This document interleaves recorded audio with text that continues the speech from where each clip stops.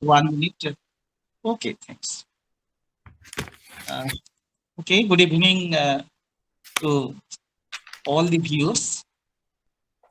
On behalf of Philosophy family, it's my pleasure and privilege to extend a hearty welcome to all the students, scholars, and professors of philosophy and other disciplines of our country and abroad.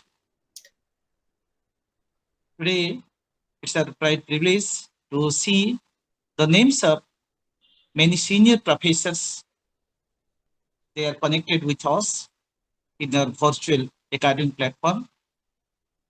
Today, we have with us one of the eminent philosopher and one of the senior professors of our country, Professor SREEKALA Nair.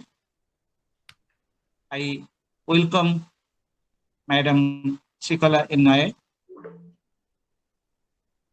Before inviting her to speak on this suitable topic, it's my privilege to speak something on her academic journey. You know, Professor SREEKALA Nair is the director, International School of Sri Shankar Studies and Sri Shankaracharya University of Sanskrit. She is now at present working as a professor in the Department of Philosophy. And you know that Madam Nair, after obtaining her MA from Sri Satya Sai Institute of Higher Learning with first class first and gold medal, she did her MPhil, PhD, and postdoctoral research UGC from University of Madras. Madam Nair has more than 26 years of teaching experience. She has been conferred upon many honors, awards, felicitations, prizes like ICPR Young Scholar Award, Best Coordinator Award of Bharatiya Mahila Darshanika Parishad, Shastri Indo-Canadian Philosophy Award, and many other citations that she has received for her academic excellence. Madam Nair has held many important positions and assignments in national level like member ICPA, Dean, Faculty of Social Sciences, Joint Secretary, Indian Philosophical Congress, Member Secretary cum Director, IPCCL, Member NAC Peer Team, and many other assignments she has executed. And she has executed her responsibility very excellently whenever any assignment was given to her. In addition to it, Madam Nair has visited to different countries like Canada, USA, Greece, Singapore, Malaysia, Beijing, and many other countries for presenting academic lectures as visiting professor. She has founded many research programs. She has arranged many research programs. Madam Nair has executed her responsibilities as member in different academic bodies and professional bodies in national level. So it is not possible to reflect upon all the things that she was associated with and she is associated now. Professor Nair has 20 years of administrative experiences in different universities and different autonomous bodies of government of India. She has designed courses for UG and PG programs in different universities. She has authored, co-authored, and edited a good number of books which have gained popularity in national level. Professor Nair has contributed more than 200 or 300 scholarly papers in different journals of national and international level. It is not possible to read out the list that she has. So she is a stalwart in the world of philosophy. She has contributed a lot for the cause of philosophy, philosophical reflection, for the cause of philosophical studies and academic level. We are fortunate to have her in our academic platform of philosophy family. Today, she will present her philosophical reflection on engaging cross-cultural epistemology problems and, and perspectives and prospects. It is not possible to reflect upon all the things, all her academic activities, academic journey as a professor, as an administrator, and as a good orator in different levels. I welcome Madam Nair to our philosophy family. She has also delivered lecture in different occasions in philosophy family, and we can see many of her talks in YouTube that students can be benefited out of them. And with this, I welcome Madam Nair. I welcome our admin, Professor P.K. Das, our moderator, Dr. K. Omnaran Rao.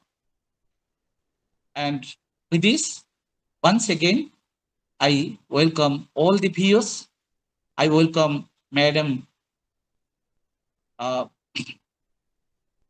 Rumavani, Professor Ranjit Ghosh, Professor Pandit Selvam, and many other senior professors that I can see their names in the screen and the faces.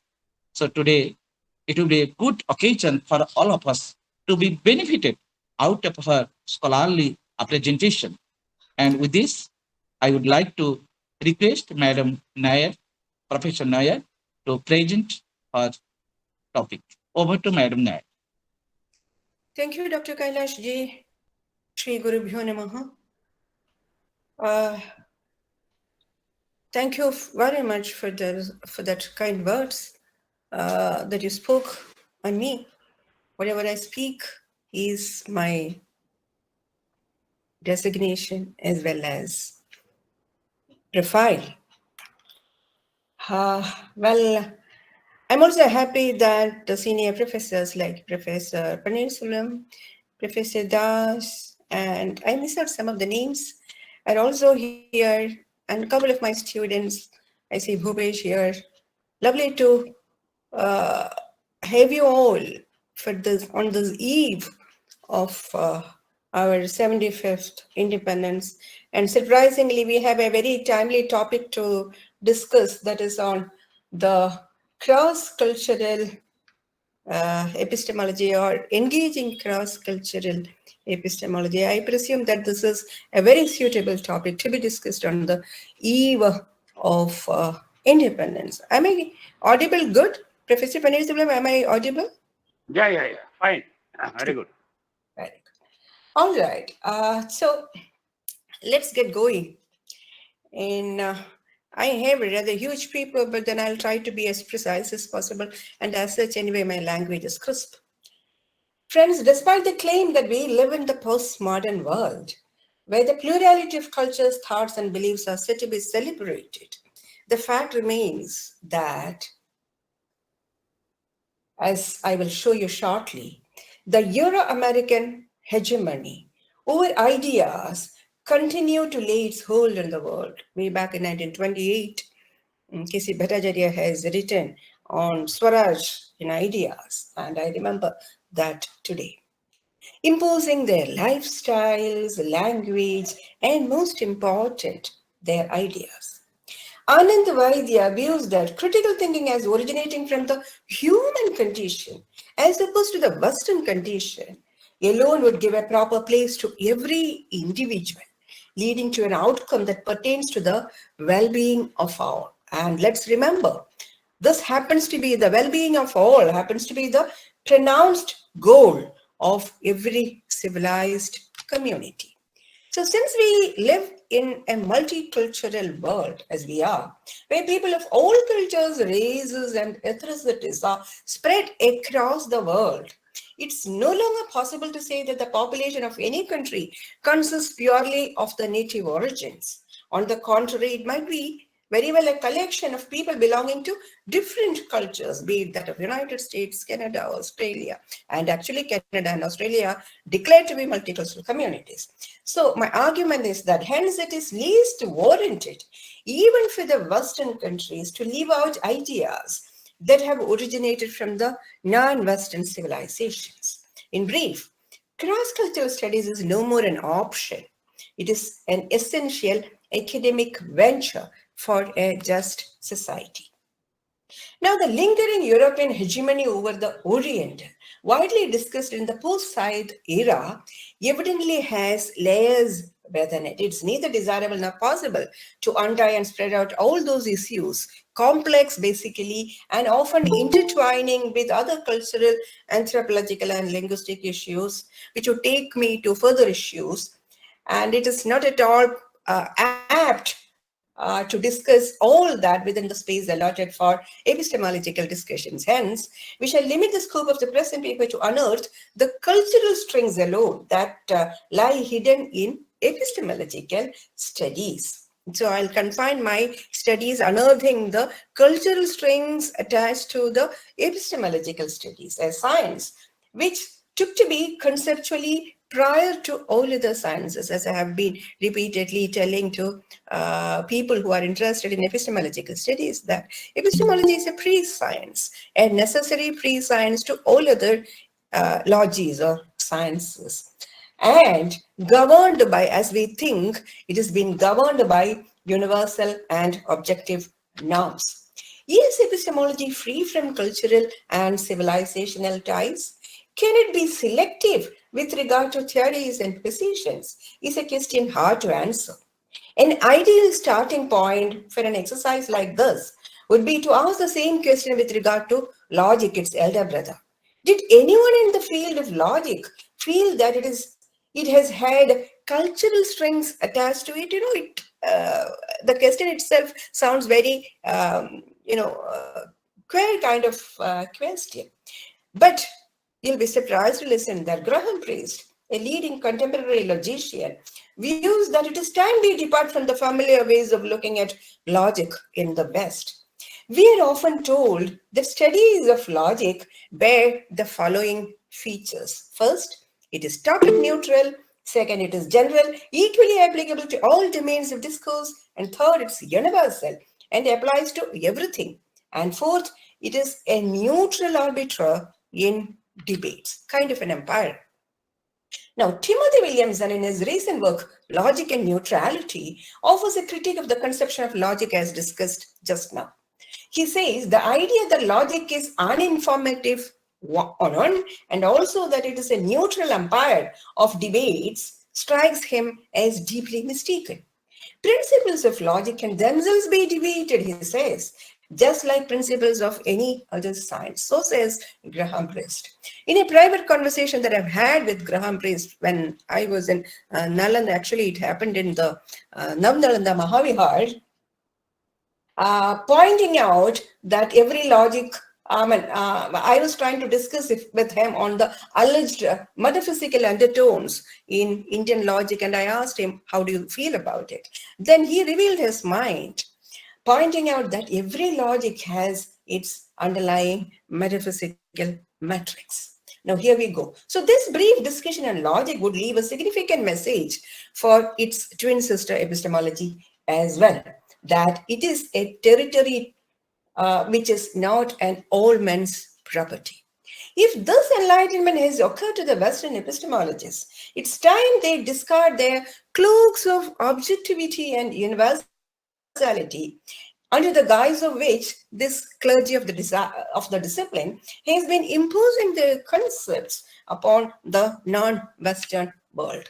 Interestingly, friends, these hegemonic undertones in the European epistemology provoked thinkers from the East Asia and the Africa least.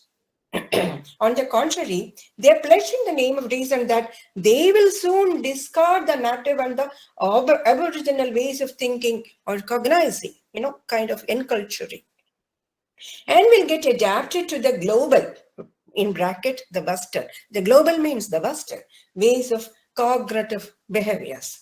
Let me instantiate the Indian situation. I'll instantiate this with an Indian situation.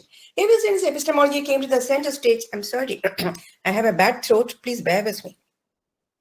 Ever since epistemology came to the center stage in Europe in the 20th century with the advent of Gettier event, I'm sure you are all familiar with the Gettier event, the 1.5-page article that Gettier came up with way back in 1963, which has created a revolution. Indian thinkers back home busied themselves cross-matching Western epistemic concepts with that of classical Indian. Now, the message is not that I'm not trying to say that what they did was something unwanted.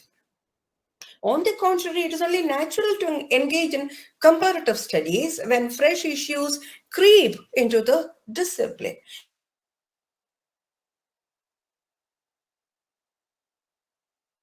But the problem is overboard and let go of the cultural strings attached to the native concepts, as I'm going to show you shortly. Presuming that while doing epistemology, we transpose ourselves to a culturally neutral world, to an all-man's territory. The present paper will address the incipient problems one would face while undertaking cross-cultural epistemology. The whole attempt in my paper would be the difficulties that we would address while we do this cross-cultural epistemology. Since early 70s of the bygone century, thick discussions were on to place Indian epistemology in the global canvas. I presume that late 70s, 80s, I remember having read Professor Matilal in early 80s. During 70s and 80s became Matilal's provocative writings, bringing home, his language is very strong. He used to write in a very provocative fashion. I still remember as a young researcher, I was provoked by his writings, bringing home the analytic rigor inherent in Indian thought, which has aroused a number of Indian philosophers from their colonial hangovers and their dogmatic slumber. On one side, they had their colonial hangovers, and on the other side, with Indian philosophy, they had a dogmatic slumber. They were relieved of both these at one stroke. As soon as and after that he has had an early death, and soon his students, Professor Billy Moria and Professor Adindra Chakrabarti, took the reins from him and continued the debate. And the rest is history, College Potter, J.L. Shaw, Jan Mahante, Shibajivan Bhattacharya, to pick up, few prominent names. There are quite a few, among others, who contributed heavily in this field of comparative studies. Now, almost all of them enlisted above have started their discussion locating the right Indian counterpart for knowledge proper, episteme. I'm talking about episteme in the technical sense.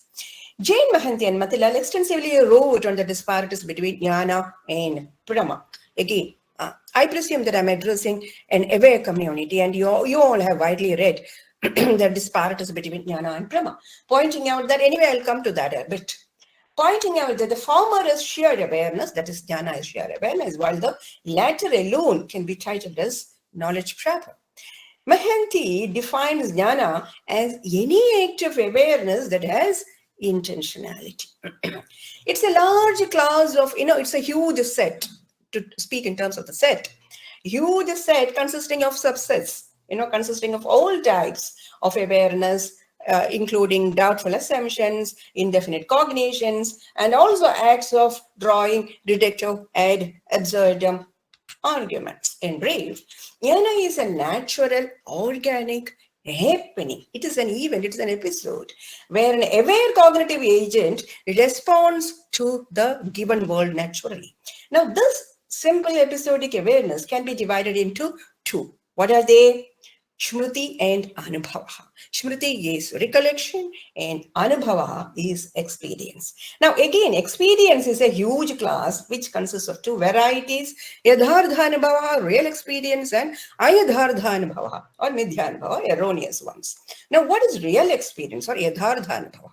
Vatsyayana, the Bhashyakara, defines true experience as the experience which cognizes an attribute as belonging to a thing which it really has. Purovartini rajate idam rajatam iti pratiti. Seeing a silver piece in front, if you identify it as a silver piece, well, you have a yadhardha anubhava. Purovartini sukta, if you see a sukta and then identify it as a piece of silver, then you have a brahma or an erroneous perception. Now, this is what is named as Yadhardhanubhava, is what is named as Brahma, real knowledge.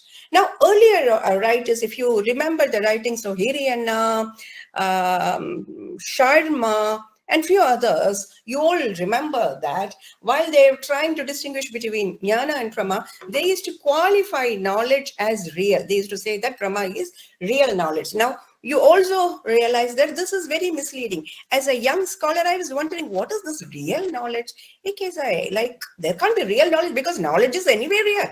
So pretty well we realize that real as an attribute is redundant here. Now, I'm initiating the impasse here, the problem. Why is it that they were forced to attribute real to the term knowledge? They were wondering how we can show the disparities between jnana and brahma. Turning jnana as sheer awareness and preserving knowledge from brahma doesn't seem to solve the problem, as Matilal seems to think. Since there is no categorical distinction between jnana and brahma, because both of them fall into the general category of jnana samanya, jnana samanya karna, we cannot truly preserve the term knowledge for brahma alone. Traditionally, jnana is the term that is preserved for knowledge. While Matilal chooses to ignore these cultural disparities, Mahante seems to take them serious. He chooses jnana, as the tradition goes, to refer to knowledge, but discounts the technical bearing it has in the West. The knowledge that he is talking about, which he wants to attribute or equate with jnana, is not a JTB. By JTB, what I mean is justified true belief type of definition, and instead follows strictly the dictates of Nyaya and incorporates all varieties of awareness under it, including doubt, uncertain knowledge, and ridiculous and absurd, kind of all type of awareness, as I have enlisted earlier. Now, if this be the case, how shall we move ahead? How are we going to distinguish between sheer awareness and jnana? How are we going to move ahead to the territory of the so-called episteme, the episteme, the Theaetetus fame episteme? Now, we shall see shortly. But before I take you to that, let me sum up the cultural disparities that get figured out in the two traditions, which is really the topic that I'm interested in. First, while knowledge, as in the Western situation, is normative, it's a normative theory where knowledge is defined as a belief which happens to be true independent of the agent, and the agent also happens to bring in the justification required for it, and these are the norms for any mental state to be called as knowledge proper. Jnana is not normative, it is realistic. It is something that happens in space and time. Second, knowledge is dispositional in nature, while jnana is episodic. Knowledge is dispositional, and while jnana is episodic. It's something happens, it's an event. And finally, while knowledge is a mental act or state, earlier, the West used to think that knowledge is a mental act, now it's a mental state. But jnana is neither a mental state nor a mental act. It is not a function, but a product. It is a product. It happens and it's an episode. Jayanta Bhatta, for instance, he says, Nahi kriya svabhava jnanam apidu bhala svabhavam eva. It is a bhala svabhavam. It is not kriya svabhavam. It is bhala svabhava. It is something that happens. It's an episode. In brief, jnana is an event when being accompanied by the finest epistemic virtues becomes a purama. Now let me take up the question that I have suspended it a little while ago. How do we know that we have a prama, or how do we distinguish between jnana and prama? How do we know that I'm still in the level of jnana, or whether I have moved on to this level of prama? Jnana will be validated only if need arises. It's a big, huge discussion. Pramanyavada is a big, huge territory by itself. I'm not getting into that. My business is not to speak about the theory, but rather use the theory to exhibit before you the difficulties that are involved in cross-cultural studies in epistemology, placing before you, as it were, the factors, the cultural factors that often get ignored. So jnana will be validated only if need arises, quite unlike in the case of knowledge, by its ability to fulfill the pragmatic requirement. As the definition goes, both by Nayayikas and the Bauddhas, they define it as samvadi pravritti or prayoga samarthya. I'm not getting into the details of it. Now let us admit that there are limitations.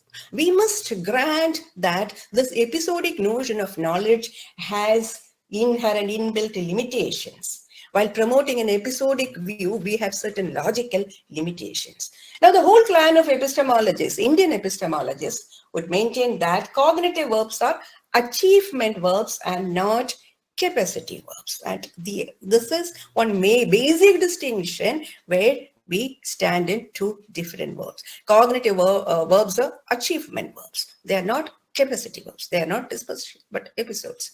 Now, this episodic nature of jnana limits it as a private experience. My knowledge is mine because it is my episode, it's my experience. But knowledge per se cannot be so, right? Now, this is the basic problem. The magical accomplishment of the Platonic logos, which, the logos which he speaks of in Theaetetus, where he wants to raise the doxa to the level of episteme by applying the principle of logos, turning the private belief into an episteme proper, where I'm employing an analogy, where the pupa-like belief comes out in flying colors as an episteme proper, adorned with an outfit that has a tough exterior that resembles logic. Logic is a cover, With that, the episteme comes out from the pupa stage to the flying colors. That is how, there is a class distinction between doxa and episteme. Anything that is added to doxa doesn't make to episteme. That's what Plato says. But anyway, the story is rather long. So that kind of a distinction is either missing or is least attended in the Indian context. Now let us move on to more difficult questions. I'm going to take you to deeper waters. As we aim at the logical analysis of knowledge in the Indian sense, let's find out whether we can raise Indian knowledge to the logical realm at all. Remember, knowledge being an awareness episode in the private life of an individual, a formal analysis of it, as in the case of the West, seems to be a distant possibility, and this is a fact. Hence the question, does Indian epistemology has a logical framework at all, seems significant? I'm going to address this. A preliminary study on the nature of knowledge is placed in the cultural matrix of Indian thought. The tough task is that I'm not one, quite like Jain Mohanty, I don't want to uproot it from its cultural matrix. At the same time, how are we going to make a logical analysis of this? Is the task that we have before us. So a preliminary study on the nature of knowledge as placed in the cultural matrix of Indian thought would reveal that Indian epistemology accorded no place for formal logic. The logic we find in their reasoning is natural in kind. Of course, we do find a kind of logic in inference, and subsequently in the logical school of Buddhism, you see heavy logic, particularly in the Naviniya school. But that kind of, of course, people would say that in Naviniya, there's a version of formalism being involved, of course, but that is debatable. The logic we find in the reasoning is natural in kind, being rooted in causation. You know that causation is something empirical in nature. As Mohanty views, here logical structure is not something raised above the existent world or belonging to an ideal world of forms, but is itself a product of existent factors and is exhibited in existence and occurrence.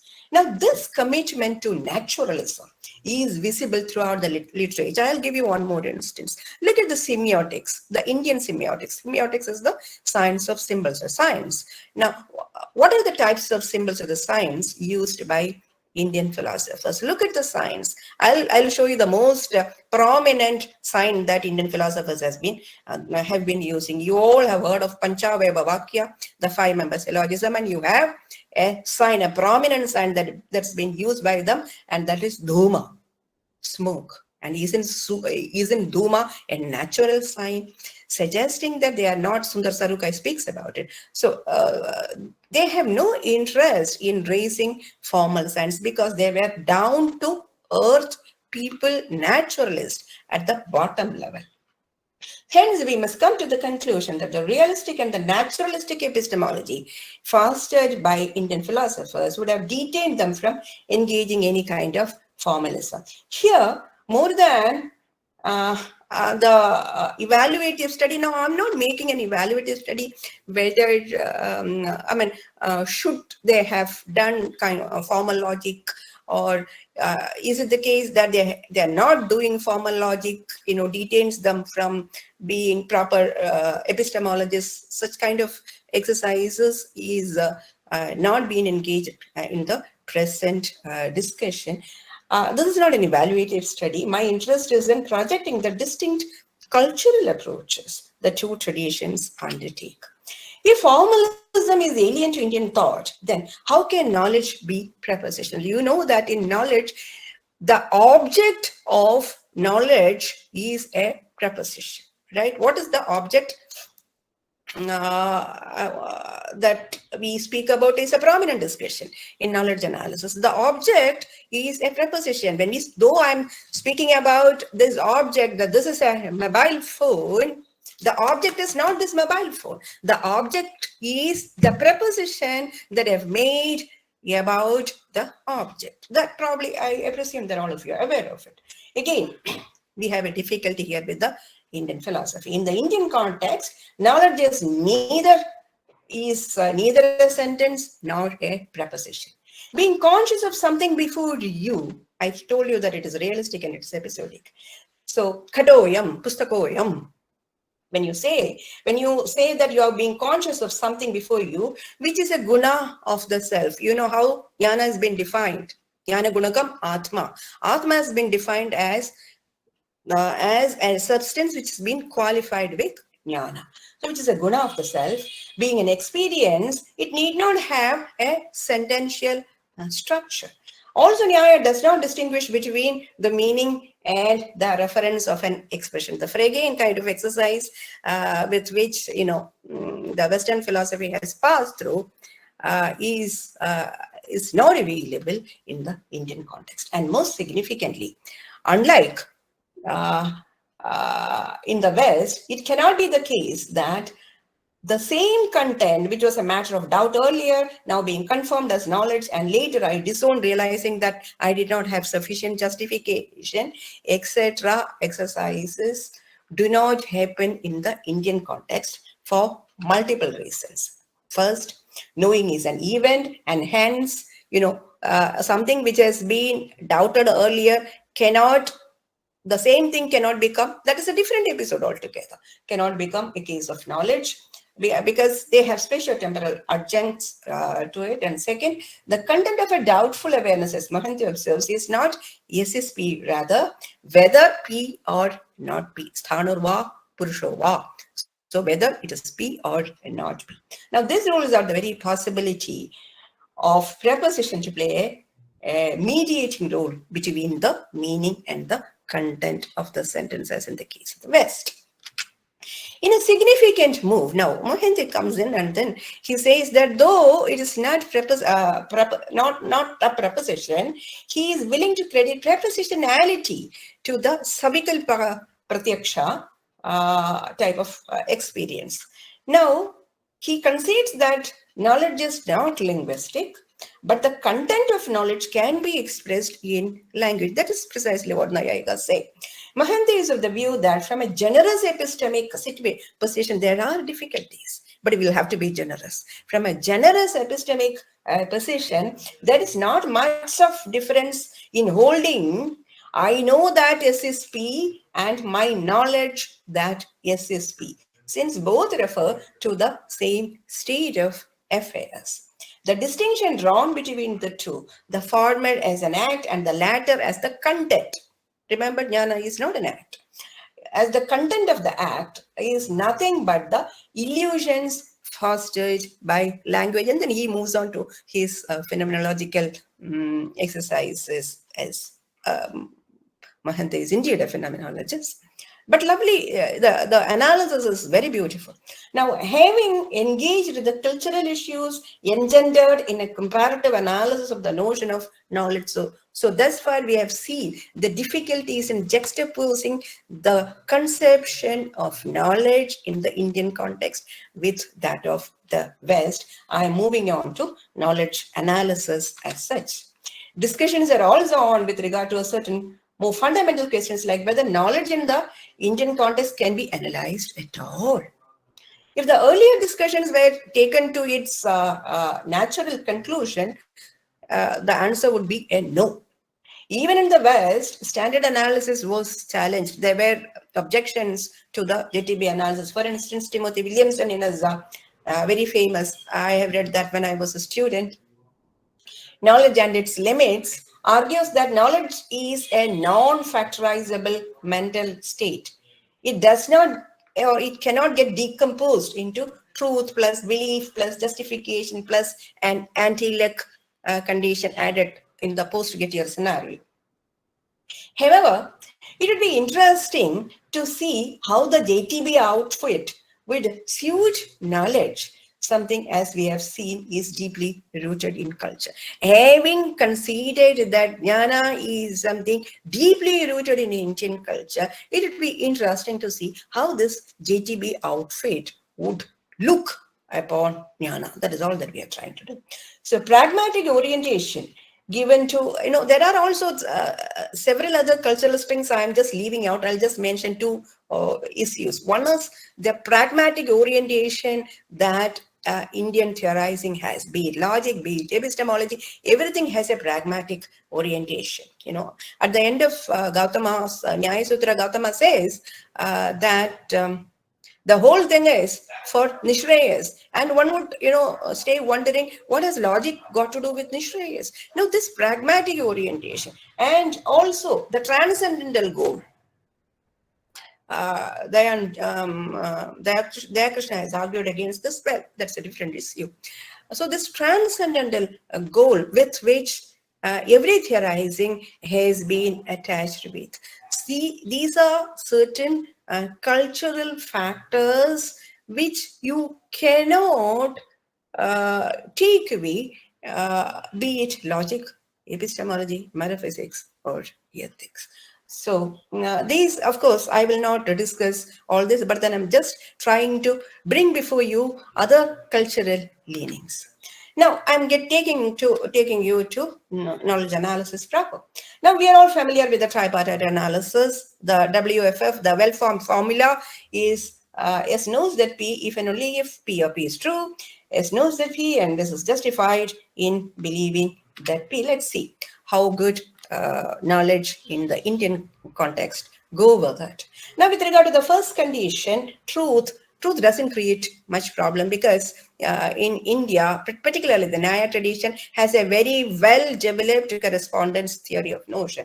And both Motilal, Shivjivan Bhattacharya, and also Mohanty speak about the kind of evolution the notion of truth undergoes in Nyaya literature since the Bhashyakara down up to the Manigranthakara, that is Gangesha.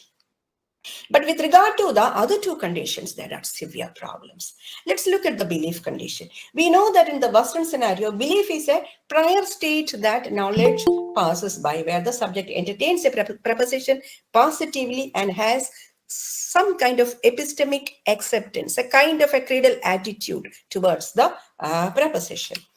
It's generally believed that since jnana is not a mental state, but a mental episode, we cannot in any way bring in the notion of belief into the picture.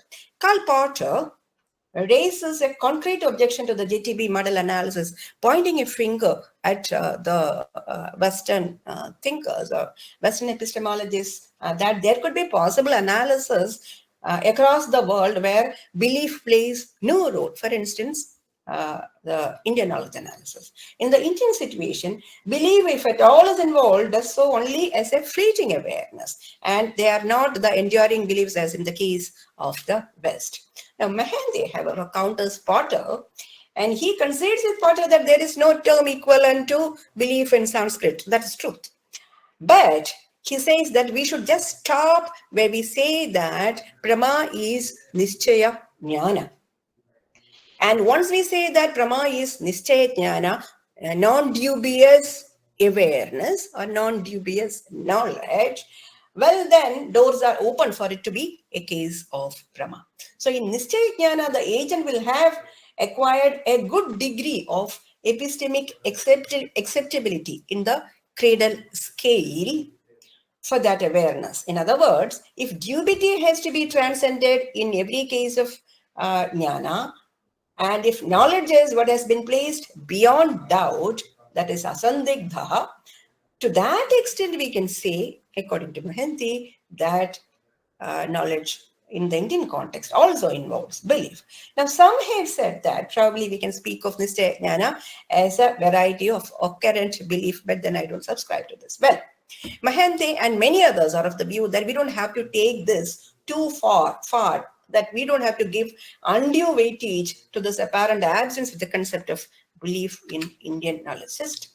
Now, the most problematic of all the conditions, as in the case of the West, as well as in the case of Indian knowledge analysis, is the notion of justification, the tethering element, which has, started its trouble since the time of Plato, since the time of Theocritus.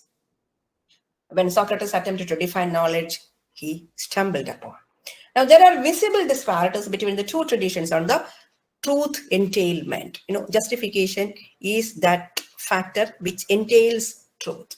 Now, the fact that an exact representation of justification condition is absent in the Indian scenario doesn't mean that this tradition hasn't had the concept of justification in it, or it has ignored it. No, not at all.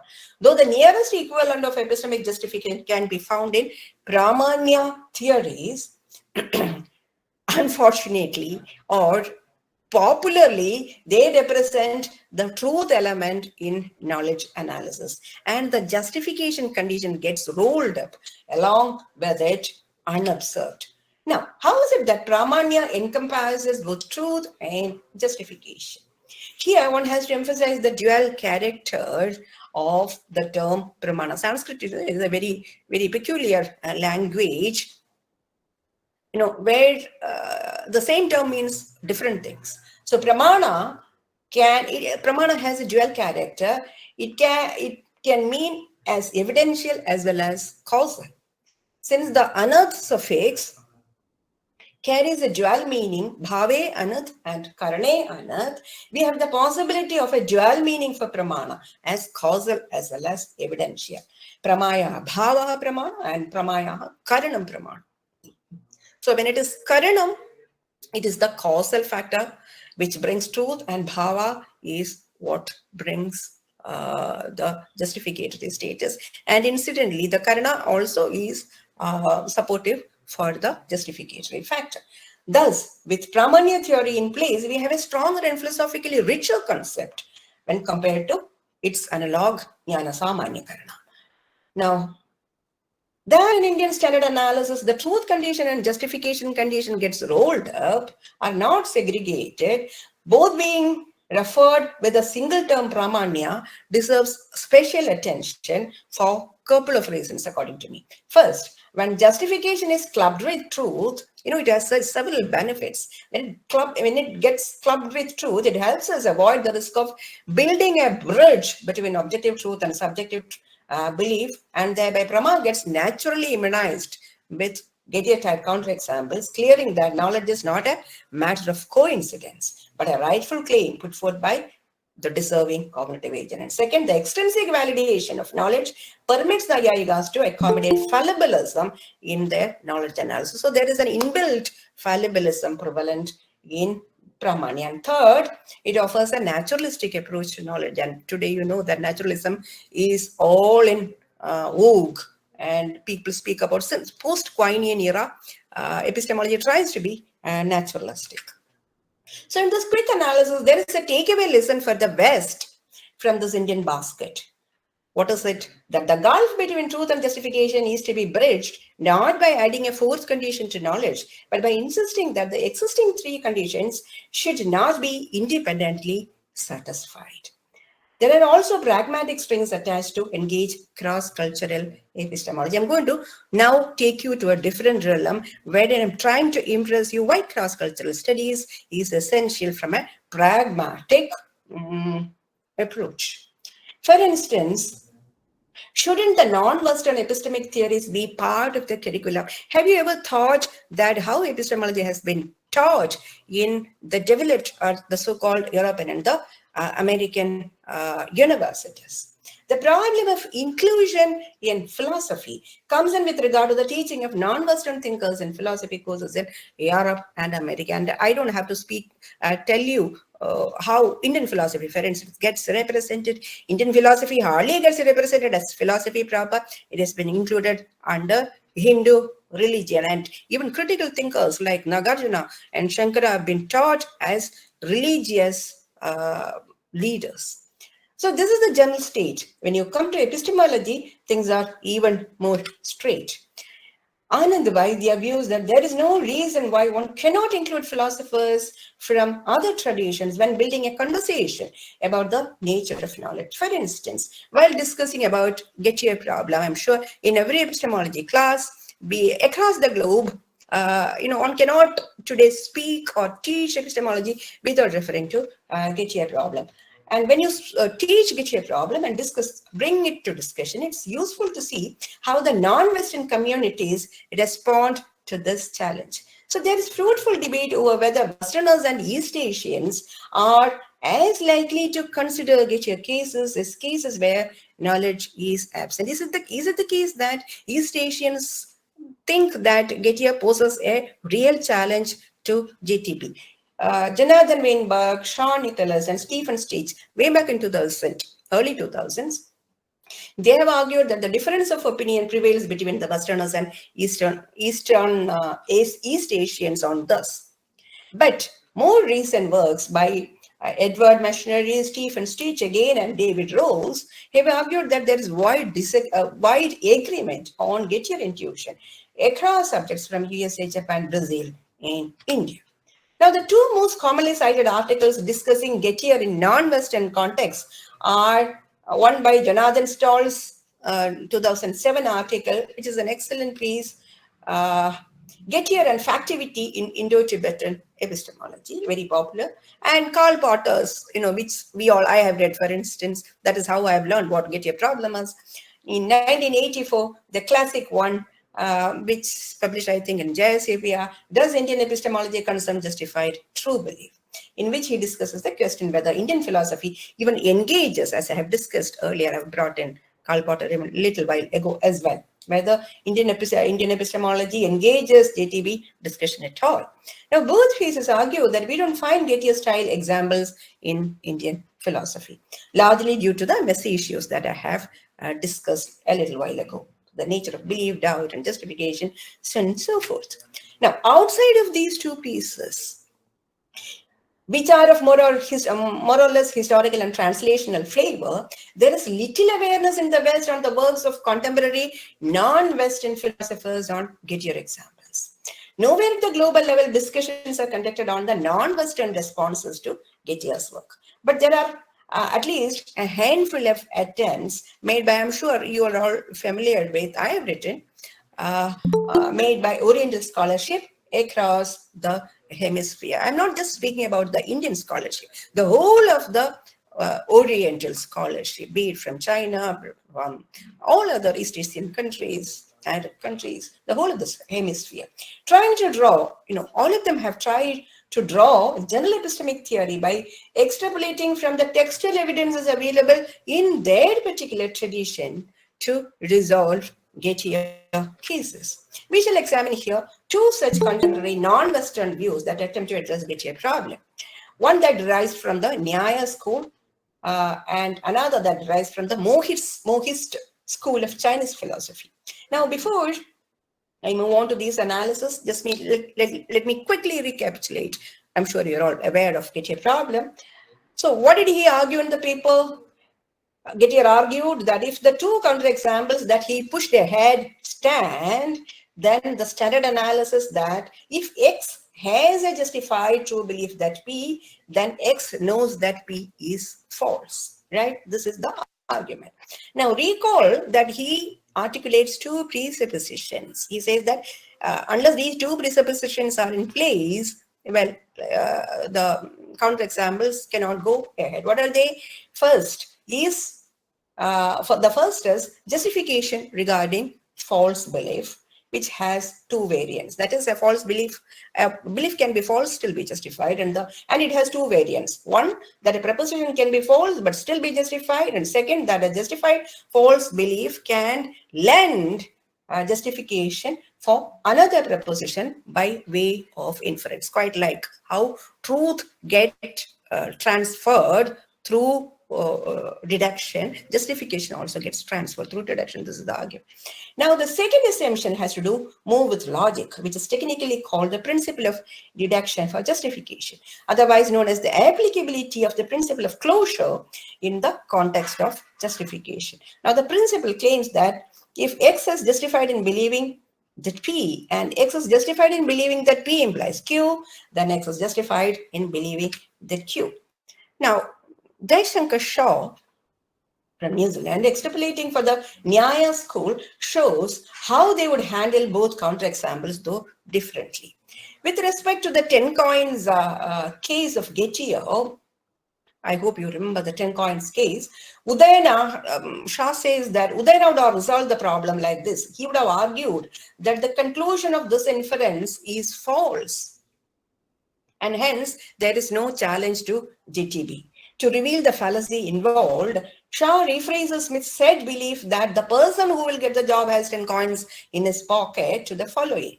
Now, he says you'll have to rephrase it to make it clear how the fallacy occurs. The person who will get the job, presented under the mode of being identical with Jones, has 10 coins in his pocket because he thought that it is Jones, but it happens to be Smith, isn't it? Now, Shah claims that the knowledge proposition under consideration, in fact, mixes up two beliefs. Now, here there is a confusion with regard to two beliefs, one with regard to Jones and another with regard to Smith. Now, the argument, I'll say the argument, I've taken it from Anand. I'll say the argument so that will be clear to you. The argument is, JTB is about belief. The phrase, the man with 10 coins in his pocket, can be used to capture two distinct beliefs. One that has Jones as the referent and the other that has Smith as the referent. Smith's belief is about Jones, not himself. So although the sentence expresses a true belief, it is not Smith's true belief, since Smith's belief is about Jones. And the argument is, if it is a JTB, where B is also equally important. So if the said belief is not Smith's belief, then we don't have a case of justified true belief that is not knowledge. Rather, we have a case of justified false belief that is not knowledge. And therefore, there is no counterexample to the JTB. So, or the C is not really a counterexample, not really a challenge. Now, with respect to the second counterexample of Gettier, the Ford or Barcelona case, Shaw points out that it is a case of belief, truth, and justification independently being placed, but not a case of justified true belief where justification is a qualifier of true belief. Now, the argument is there is a difference between justified true belief and true belief qualified by justification. So when Smith believes that either John's on Savood or Brown is in Barcelona, he has a justified true belief, not a true belief qualified by justification. Just as, it's quite like the man with red iron mask is in the room. So in order to make this sentence true, it is not sufficient that there is a man in the room and there is something red and there is something called an iron mask. That is not what has been meant. So a proposition is not a piece of knowledge because it is justified true belief. Rather, it has to be a true belief qualified by justification.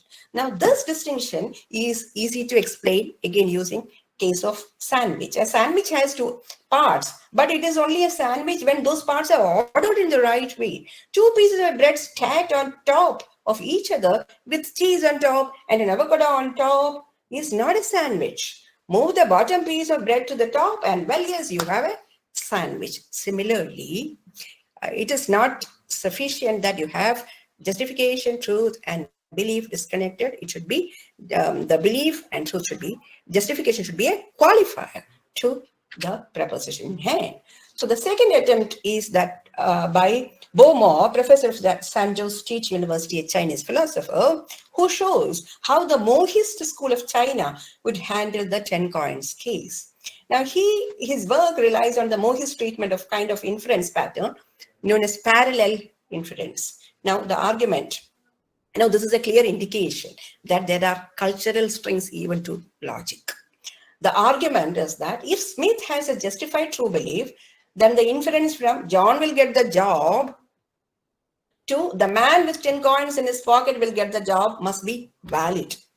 According to the Mohist tradition, the inference is valid only if it preserves the identity relation across parts and wholes. Smith is the referent of the man who will get the job, and Johns is the referent of the man who has 10 coins in his pocket. So the part-whole identity relation is not preserved, and so the inference is not deductively valid.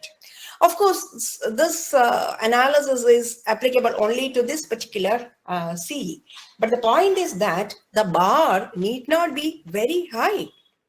Bar has to be kept a little low so that other cultures also can participate in the debate. So what my argument is that Shaw's Nyaya case and Mao's Mohism are contemporary theories of epistemology deriving from historical sources in classical Indian and Chinese philosophy. The fact that they are based on historical sources does not make them elements of history of philosophy. Rather, as the authors intend them, they are pieces of constructive engagement with contemporary epistemology and instances of cross-traditional philosophizing that aims at insight and or solutions to philosophical problems. Now, there could be a host of objections that come from the clergy of epistemology, like there is nothing novel about it, and such points are already been covered. The point is not all this. The point is that we should, what is the attempt? The attempt is to provide space for cross-cultural studies. It should be considered that they are important at least for teaching. Anand would say that, consider it at least for teaching, if not for, among the published literature. Now, note that often such tools have been engaged by students in a very interesting fashion. Now, I'm winding up. There are a few other points to be taken note of. First, these philosophers whom I have referred to, Shaw and more, these philosophers working in non-Western traditions are going out of their way to make their traditions, here the Indian tradition and the Chinese tradition, make relevant to the Western problems and cases. Now think, how often do we see a Western philosopher using techniques from Western philosophy to solve a problem and or address an issue in non-Western philosophy? Have you ever seen such exercises? Yet another issue is regarding the control space. And even if there is comparison that is happening, well, I have my good friend, Graham Priest, who does a lot of comparative study with logic, particularly with paraconsistent logic. He makes, comparative studies with Jainism and Madhyamaka and so on and so forth. But the million-dollar question is, with all due respect to priest, the million-dollar question is, where is the control space? The control space always falls on the Western hemisphere of the globe. So this is one problem that I find with, or rather the greatest problem that I find with cross-cultural exercises. To wrap up, I'm wrapping up. In a plural world as ours, friends, diversity of approaches should be the canon. Diversity of approaches should be the canon. Wherever it is appropriate, let us have diversity. Let's work in plurality. Let's celebrate plurality, as we claim in the postmodern world. With quality work, of course. I'm not saying that anything can go. Remember, inclusion is not just about quality work. It is also about learning from other groups. I can give you several instances from linguistic side, how Aboriginals think, how the non-Western groups think with regard to, classical linguistic studies that Western philosophy thrives on, but I stay away from this. So it's also about learning from other groups so as to get a wider and more comprehensive perspective, discussion, and participants. So if the West is really interested in taking the whole globe in their exercise of theorizing, I must say that they should be more open. And if this presentation has put across this factor before you prominently, well then I would deem it as an exercise of success. Thank you so much. Thank you for the opportunity.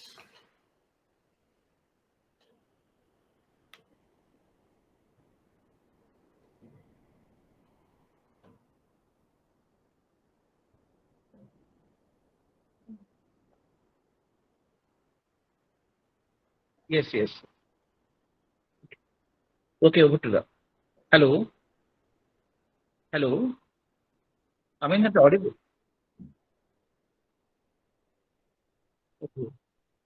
Okay, okay. Okay. Now over to Dr. Rao. No, Dr. Maharana, you want to say something now? Carry on. No. Actually, I have nothing to summarize because I don't want to. I don't have the courage to make a proper synopsis of the talk of Madam Nair.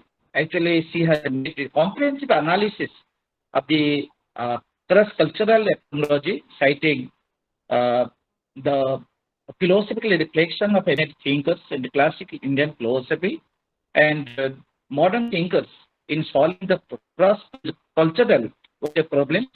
And she has also tossed all the points that she has tried to justify the proper cultural outlook.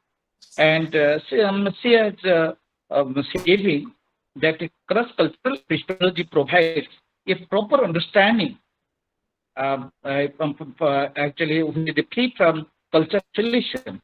And her presentation has inspired us to be engaged in a constructive program for the common interest of the society.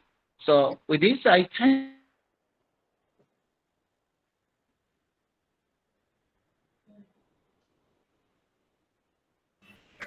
Well, namaskar everybody.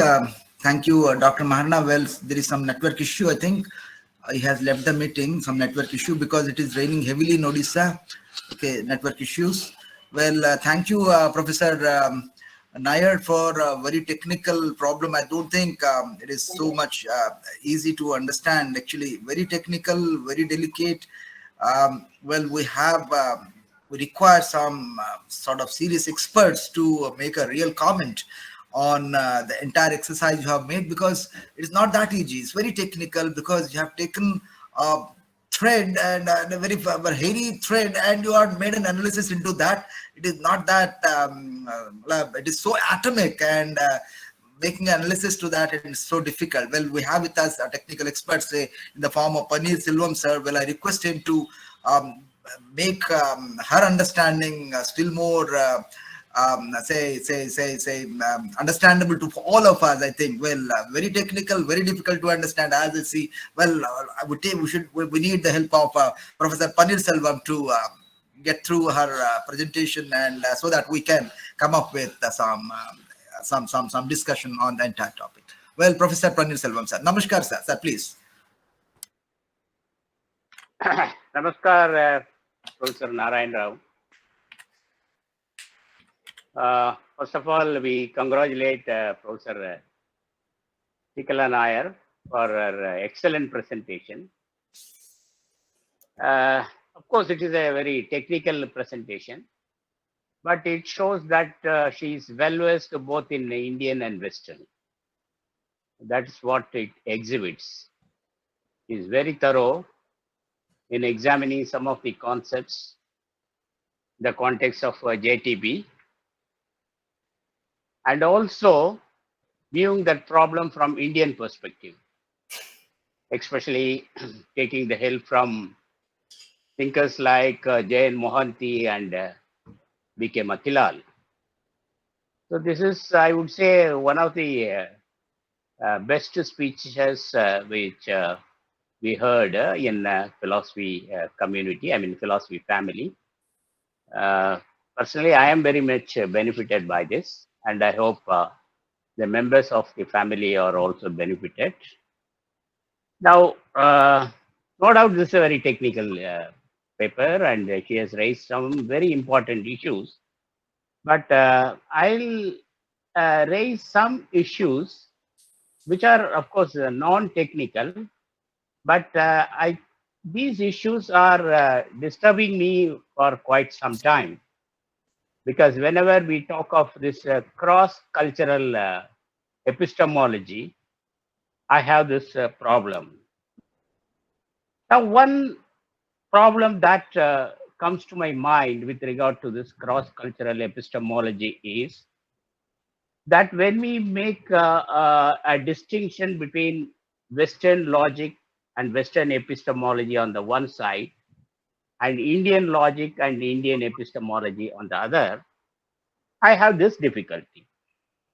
Quite often it is said that Western epistemology or logic is formal, it is very rigid, and it is value neutral, and it is separated from metaphysics. This is something, the last one is very important, I would say, separated from metaphysics. But in the context of Indian logic or Indian epistemology, I feel, or I always argue, that Indian logic is purely based on metaphysics, or let me put it in this way, that logic and epistemology in Indian context has emerged in order to support the metaphysical claims of each system. This means each and every system of philosophy in Indian context contains in it the epistemology as well as metaphysics, epistemology as well as logic, which would substantiate the metaphysical claims which the system is making. So the ontological commitment of a particular system is based on the metaphysical claims of the system. The ontological claims which Indian systems or Indian system of philosophy is making is supporting, the epistemology or Indian logic is supporting the metaphysical claims or the ontological claims. So the ontological commitment is substantiated by epistemology or logic. But in the case of Western epistemology or Western logic, they could separate these two, that is metaphysics from epistemology and metaphysics. I won't say that this is a plus point to Western, whereas in the Indian side it's a minus point. No. In fact, I would argue the other way, saying that that is in Indian context, we are more concerned about the reality rather than discussing the formal logic or the formal way of understanding everything. So I would like to know, where do we have this cross-cultural epistemology? If that be the case, if they have got, if both Indian and Western, if they are not sailing in the same boat. They've taken two different boats, and I would say that they are going in two different directions. So, where is a place for this cross-cultural epistemology which you are talking about? Then one problem with this cross-cultural epistemology, I always feel, is that there are certain concepts for which we don't find equivalent in Indian tradition, or vice versa.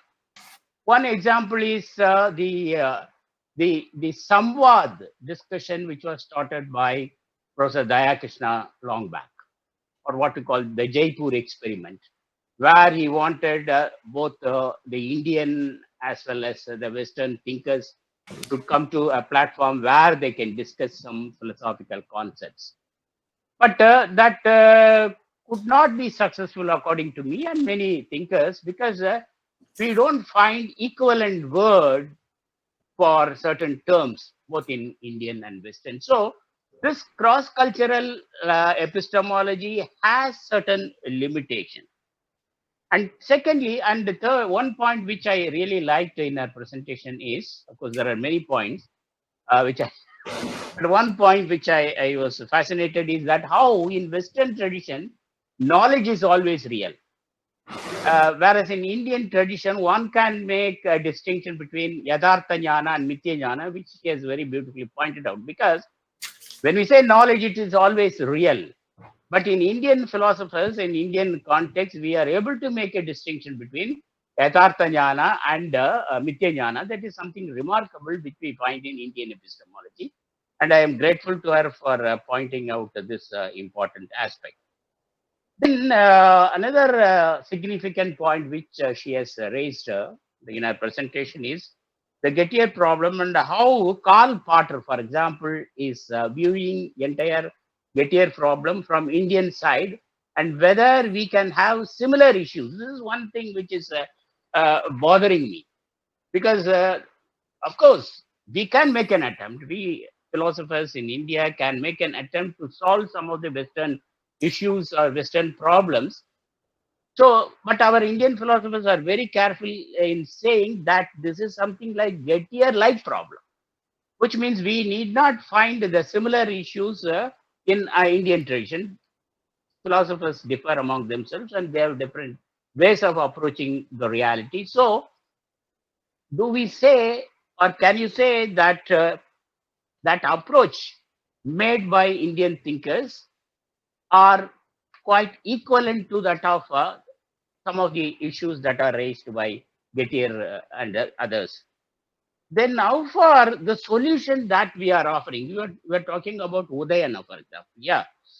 But my question is, how far these solution, the so-called solution, are really acceptable? Are they really a solution? Because once again, I have to go back to my first proposition, namely that we are working on two different propositions, whether it is Indian or Western. We have got different presupposition, and as a result of that, we will derive something different conclusions. So where is the converging point? Then finally, in the beginning of your talk, you said about the Euro-American hegemony over the Orientalists, Oriental thinkers.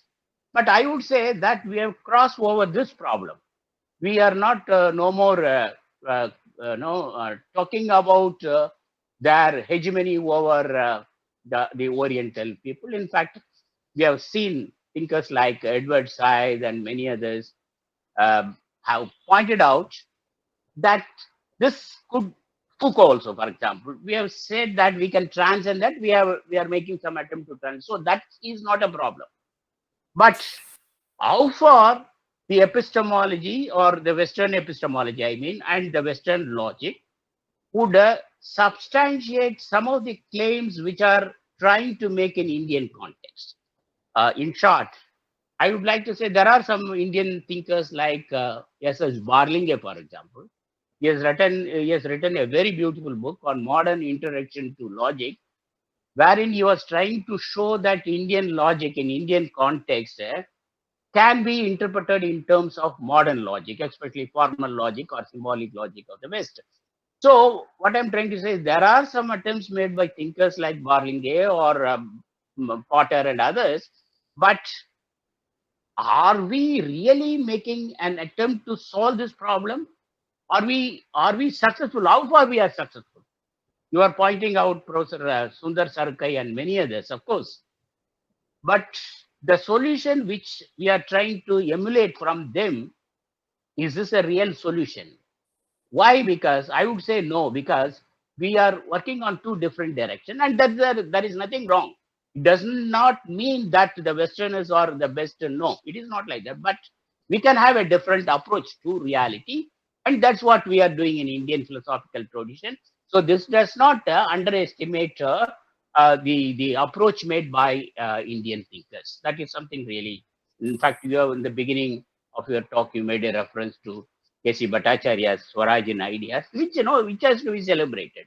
So why do we depend on using the Western methodology or a comparative study showing that this also could be seen in Indian context? No, that may not be. Acceptable to people like me. With this, I stop. Should I answer now or can I? Yeah, why not? There is time, I think. So I'll probably thank you for that couple of questions. I think not couple, more than that. But lovely questions anyhow. So I'll start from the last in the reverse order probably. You said that there is no European hegemony, no more. That is precisely where I have started. We think that we have crossed. No, we haven't. And the fact that the Euro-American hegemony continues is what I have tried to establish across these people. When, as I have said, that always the criterions, the marks always stand on the other hemisphere. And we are nowhere in the, with regard to, I have picked up epistemology. This could be any other discipline, could be metaphysics as well. But things are so evident in epistemology. And you always have the European checklist. You always have the European standards, and then you reach up to that. And that has been the case during the colonial times, the post-colonial times. That is how I started the paper, if you remember. I started the paper saying that we think that we are living in the post-colonial, post-modern world where differences are celebrated, but no, we are no. And that is only in some of the finest literature. But in actuality, and I'm sure you have gone to world conferences, I have been to world conferences, and where do Indian philosophy been heard? How well Indian philosophy has been heard, how well Indian philosophy gets represented. So it's the case with Africans, so it's the case with Chinese. There is nothing peculiar with Indians. So I don't know, have to establish this using a lot of language. So the point is that the European hegemony continues, even in disciplines like epistemology, then what to speak about the other things. And I again disagree with you on this, but nevertheless, we don't have to say that we are in two different worlds. Well, when William speaks, Graham Priest, a person like Graham Priest, who speaks in logic, speaks, I pretty well understand. I rejoice. If I don't rejoice, I wouldn't listen, right? There is nothing that forces me to listen to Graham Priest or discuss with him. So it is not the case that we live in totally two different worlds. But then there is this hegemony still under work. It is this that we need to fight. This presumptions that this is all a fair world, where there is nothing fair at all, is what has to be brought before. As one of my students, Bhupesh, I think, Bhupesh is around.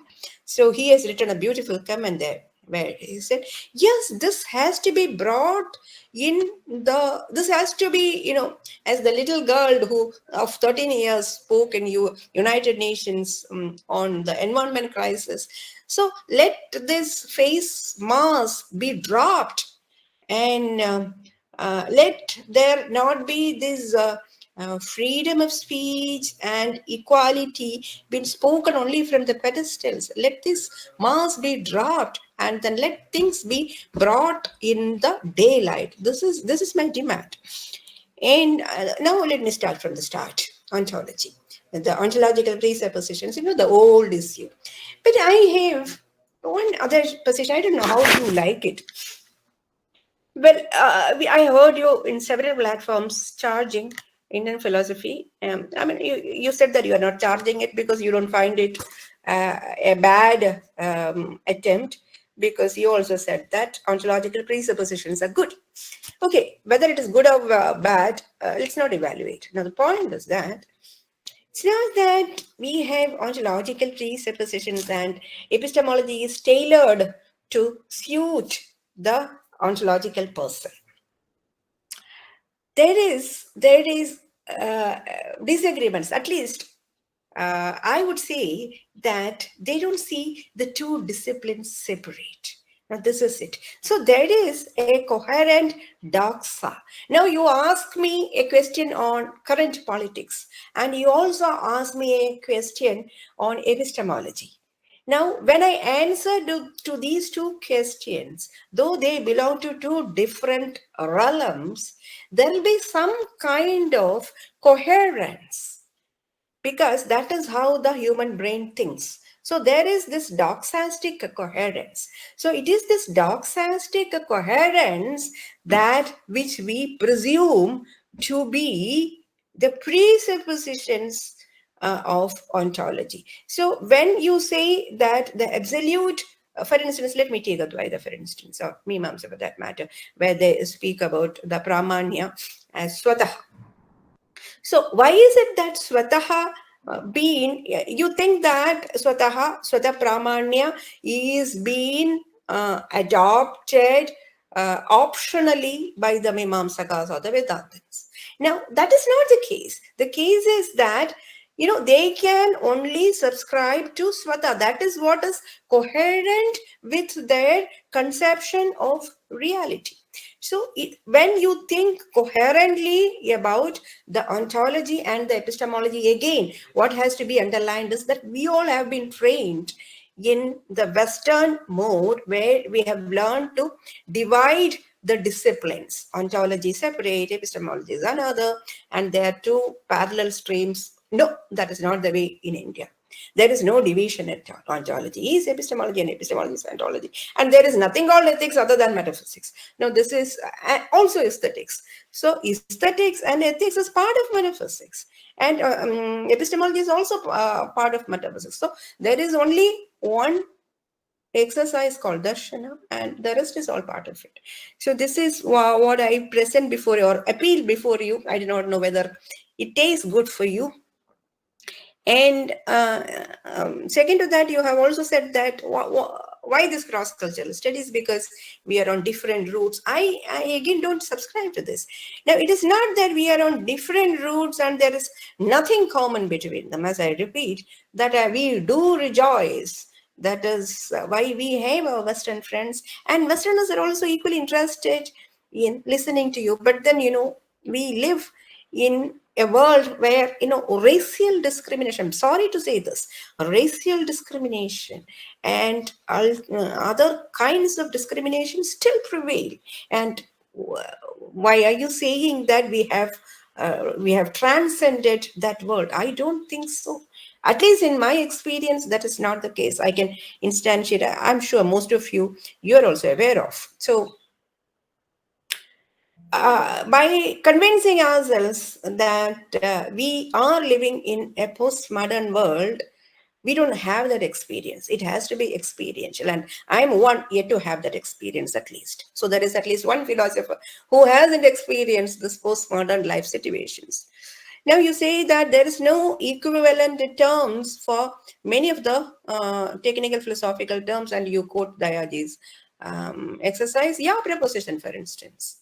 We don't have an equivalent term like preposition. I have done a very detailed exercise in the paper on preposition, what preposition is and what could come into the place of preposition, and how Mahante tried to speak about prepositional rather than preposition, so on and so forth. Now the thing is that, when the West has their knowledge analysis, it would be lovely if they also spare some time to look at yet another tradition, be it Chinese or Arabian or African or Indian or Japanese, whatever. I'm not insisting that it should be Indian alone.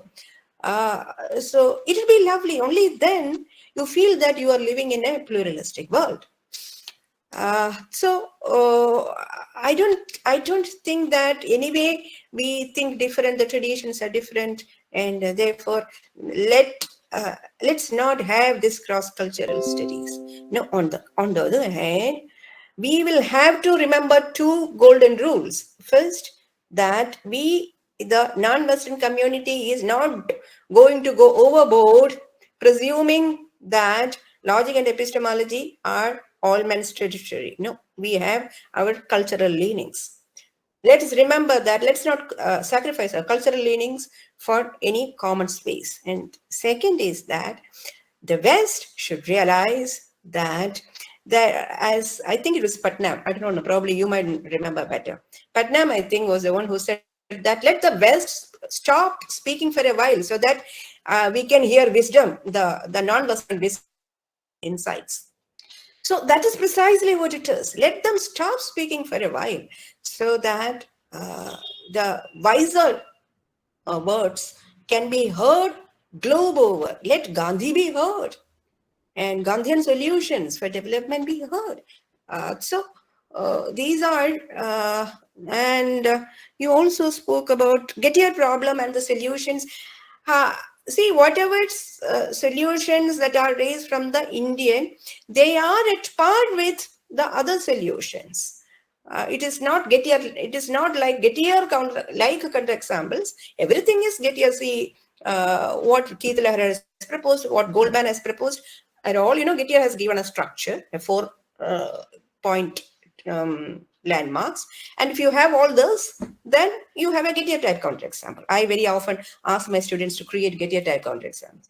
So once you have the Gettier type counterexample, they are like Gettier type counterexamples. In fact, better than Gettier counterexamples. And the solutions that they have come up with this, for instance, Shaw's solutions are excellent solutions, I suppose. The problem is that in India, we don't have the formal logic, the formal way of ours is, I don't know, I don't want to term it as material logic because there's nothing called material logic. The thing is that it is naturalistic. And now it is open for debate whether a logic which is naturalistic is more beneficial or not. That's a topic altogether different. So Udayana's solution as that it's not belief seems very, very meaningful, as Anand would say that. Yeah, these are my responses, if that is of good taste. Thank you. Thank you so much, madam, for very beautiful responses, and really interesting that to see a new understanding from you that if we look in the Indian context, we don't have ontology and epistemology separated. They go together hand in hand. They are not watertight compartments as we see in the West.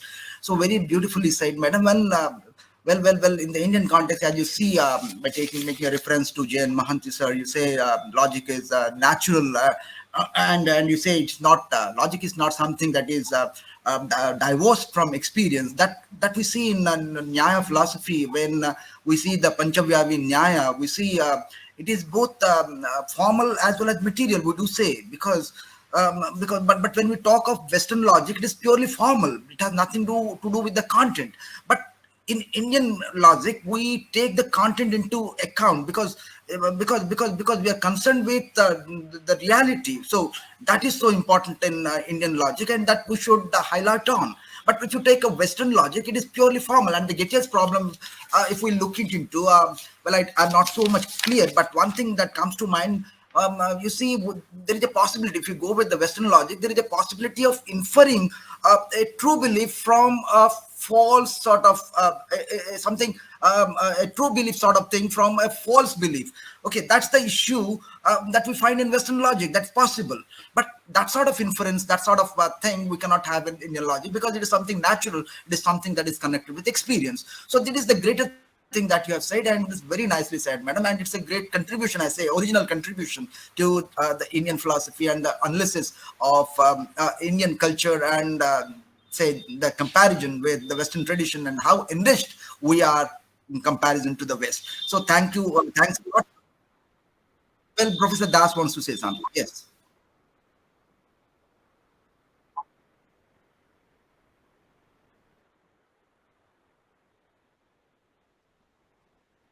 Yes, what Professor Nair wanted to say is that in the Indian context, but I could understand that you see, in the Western context, we have ontology being in a ontology and epistemology. They are quite different. They are separated, and they are not taken holistically. They're not taken together.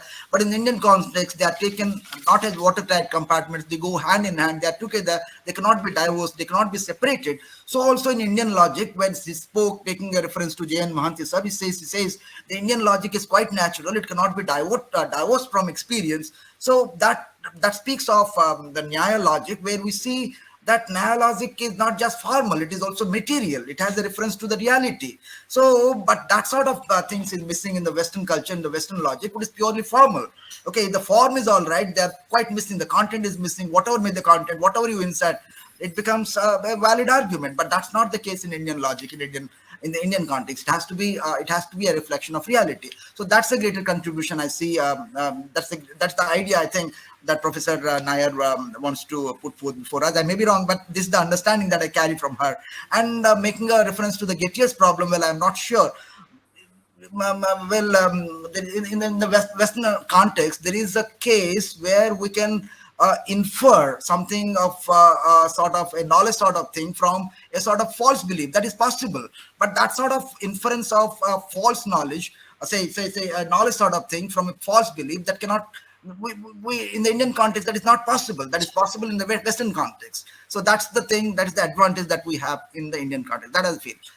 That's my submission. Well, Professor Das, you want to say something?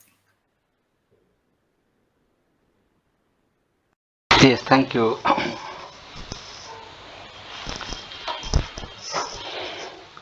I could not really understand whether Professor Nair is appreciating Indian epistemology or not. Anyway, but I got that flavor from the remark of Professor Panir Selvam-ji. My question is, it is not a question, it is a question to myself. What for epistemology? If we are discussing about epistemology, I am not favoring Western or Indian. We are all human beings, and we all need epistemology, because epistemology is a human possibility. We may belong to any land. Every land has its own culture, so cultural impact must be there. But in common parlance, what for epistemology? The second question is the gap. What is the question again? What for epistemology? What for? What is the purpose of epistemology? What's the purpose of epistemology? What for epistemology? All right. And the second one is the gap between epistemology and reality bridged by any pramana, be it perception, be it inference, be it any pramana. 4 pramanas are given by Nayakas, verbal, including verbal testimony, linguistic analysis. If the purpose of epistemology is to understand the reality, is it really understood by epistemology? Is any epistemology sufficient to give us a complete information or idea about the reality? The answer is a big no. Epistemology is an attempt to understand the reality. So now reality is of 2 types. One is the available reality. We manage with phenomenology. We manage with the appearance, what appears to us. We manage with the reality that confronts us through space and time. Also science admits that. Science also claims that we are dealing with the reality that is available to us. Therefore, everything is relative. If that is truth, then epistemology is the only tool to explain, to understand that reality, apparent reality, which appears to us to be real. But reality as such is unknown. It is also admitted by Immanuel Kant in Western land, and it is admitted by the Indian thinkers, especially Shankaracharya. So what for epistemology? Is it for the available reality, or it is the reality as such? Is it for phenomena, or is it for noumena? So the second possibility is not possible, not there in epistemology. Second point is, what is this? This is so and so. So this is a part of epistemological contribution. But in Indian philosophy, in Advaita Vedanta, we are not interested to describe what it is. Otherwise, Advaita Vedanta is interested to describe what it is not. Because no epistemology can give a authentic remark about what it is. Jaina system also has rejected this. You can't give a absolute idea or a justified true belief, or any language we may use. We can't have a complete idea about something, what it is. But another part of epistemology is what it is not. Is it this? That may be questioned, but it is not this, it cannot be questioned. So it is not this. This is also a part of epistemological contribution. Neti, not this, not this, not this, not this. Not this, not this, not. Third one, not only Vidya or knowledge is epistemological. In Indian culture, we honor, we have all respect for avidya. We respect avidya because we have to understand what avidya is, what ignorance is. Sri Aurobindo very beautifully said that every status of knowledge is a status of ignorance, because there is a higher possibility for knowledge. So your latest claim for any reality is nothing but the expression of ignorance, because there is a higher possibility, because there is intellectual evolution. We are evolving. And I shall go with Professor Panir Selvam-ji, that if epistemology is not linked with human life, let us forget reality. The second dimension is human life. If epistemology is not concerned with human life, when we are talking about ignorance, when Buddha says that ignorance is the root cause of suffering, Buddha does not speak it about only analytically. He is really speaking about the suffering of human life. He is connecting this epistemological problem with human life, that ignorance is the root cause of suffering. Kamana is the root cause of suffering. Desire is the root cause of suffering. And how knowledge is liberative. Ignorance is the root cause of bondage. Here it is life centric. Knowledge is liberative. Knowledge gives us liberation. This is not a discussion for discussion's sake. This is directly connected with human life.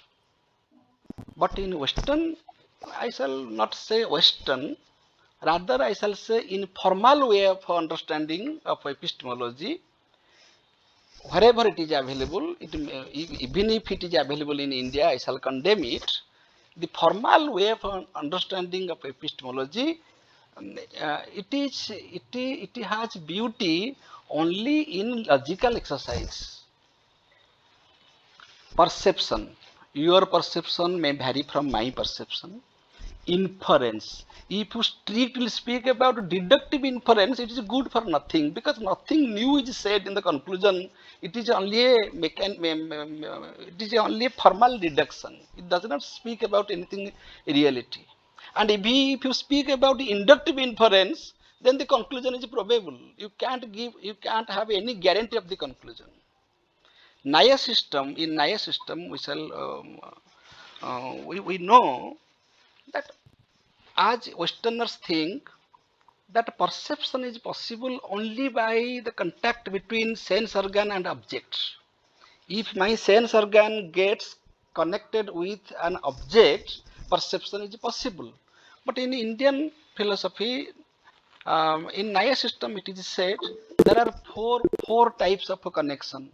Your mere contact between sense organ and the object is no knowledge if your mind is absent. So the interference of mind is very much required for the factual perception. Sense organ is connected with object, so perception is possible according to Western thinkers. But without the interference of mind, no perception is possible. It is according to Nayakers. And in addition to that, they are speaking about a third connection, that is the spirit. So by this way, epistemology is connected with spirituality. Very unfortunate. It is very unfortunate. Many thinkers they give conclusion about Shankaracharya that he is a religious thinker. I think I don't find any logic why Shankaracharya is, because we fail to understand Shankaracharya, we give such loose comment that Shankaracharya is a religious thinker. No, philosophy of Shankaracharya is profoundly rich. He is speaking about avidya. He is speaking about the false diversity of the phenomenal world, and he is speaking about that truth which cannot be attained by any pramana except self-realization. So in Indian context, my conclusion is that in Indian context, knowledge is very much personal. Knowledge is not public, because when we shall make knowledge public, that is about the available reality. That is only information. But so far as the ultimate truth is concerned, knowledge is always personal. My level of consciousness will reveal that truth which will vary from the level of consciousness gained by others. The consciousness of Vivekananda shall be different from a consciousness of a common person. So here the level of consciousness is very much personal, which is capable of understanding the impersonal truth. Because truth is impersonal, truth is indescribable. Truth cannot be described by any means of knowledge. So, madam, please tell me. I appreciate your contribution. It was wonderful. Discussion was very good. Actually, you do appreciate Indian epistemology or Western epistemology? Number one. Second, you say the gap between epistemology and metaphysics. Metaphysics means the reality as metaphysics. means reality, breached by any pramana. The second one, and third one is what for epistemology if it is not connected with human life? Thank you. Yes, over to Professor Nair. Lovely hearing from Professor Das. You have completed what I have left out.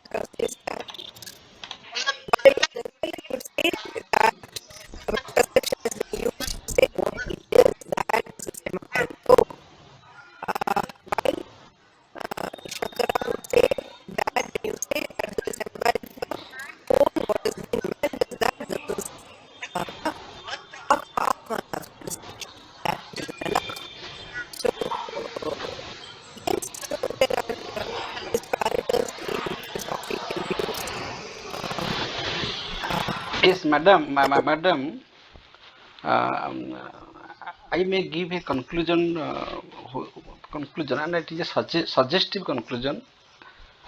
You may agree or may not. When we are discussing about cross cultural epistemology, so what is no, this is also a question. I am supposing the conclusion. It is not the conclusion. What shall we take home? Is it that? This is a question. So this is not the resolution, okay? Because we have already discussed, we have already discussed so many things. So when we are discussing about cross-cultural epistemology, so the message should go to the students, to the lovers of wisdom, to the philosophers, that because it is true that the truth cannot be known through any epistemological instrument or pramana. So far as the ultimate truth is concerned, we have our empirical life, our phenomenal life. So here we have to respect, we have to accept, respect is not the proper word, we have to accept different methodologies, different epistemological methodologies for from their respective perspectives. For example, I am giving an example, very practical example. A murder case took place on the broad daylight. Everything is very clear. Still, the police officer cannot prepare the charge sheet because the instrument through which it has been murdered, that the instrument which was used in the time of a murder, that is not available. And so many things are there. Suppose there is lack of witness. So in the judiciary court, what happens? They know the truth, but they fail to accept it, and many culprits they are released from their crimes. So in practical life, our epistemology is manageable. We are always in a compromising state. We always compromise with our epistemological instruments so far as the reality is concerned. All the perspectives are accepted according to Jainas. All the perspectives are rejected according to Buddha, Sunya. But very beautifully, Shankara said in Advaita Vedanta, all the perspectives are accepted from the Vyavaharika Satta. All the perspectives, including epistemological perspectives. And all the perspectives are rejected from the Paramarthika Satta. You see how rich this philosophy is. Nothing is denied. Your perspective, in Bhagavad Gita also it is said that you do your sadharma. Your place, your station of life is the only justified way to justify your value. Where you are, what to do in a particular context. That comes contextuality. So, to know the limit of our knowledge is the right knowledge. If we all have that experience, that is called Anubhava Jnana. We all have that experience. So I just make a compromise with my knowledge. It may be. Therefore, we are using the term belief and justified belief. We are using such terms because we are doing compromise with our knowledge. Because the real knowledge of the reality is not a human access. Should we take this conclusion or anything else you have to say? Please, for my knowledge, you please tell me. Oh, lovely. I accept your position and it is lovely.